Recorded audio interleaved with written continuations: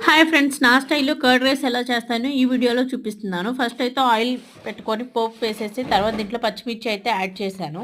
తినేటప్పుడు పచ్చిమిర్చి మంటగా తగలకుండా ఉండాలంటే ఇలా కొంచెం సాల్ట్ అయితే యాడ్ చేయండి, అప్పుడు మంటగా రావు. అండ్ తర్వాత దీంట్లో జీడిపప్పు అయితే యాడ్ చేశాను. కర్డ్ రైస్లో జీడిపప్పు చాలా టేస్టీగా ఉంటుంది. ఇంకా తర్వాత దీంట్లో కట్ చేసి పెట్టుకున్న ఆనియన్ అయితే యాడ్ చేశాను. ఉల్లిపాయ బాగా మగ్గిన తర్వాత దీంట్లో కొంచెం పసుపు అయితే యాడ్ చేసుకోవాలి. మీకు పసుపు ఇష్టం లేదనుకుంటే స్కిప్ చేసేయచ్చు.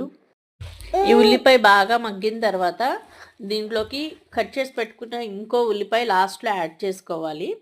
అది సాఫ్ట్గా మగ్గకుండా ఉంటేనే కర్డ్ రైస్లో అక్కడక్కడ తగులుతా మనకి క్రంచీగా ఉంటుంది. చూడండి, నేను లాస్ట్లో ఇంకొక ఉల్లిపాయ అయితే యాడ్ చేసుకున్నా. ఇక్కడ అన్నం అయితే ఆరబెట్టుకున్నాను.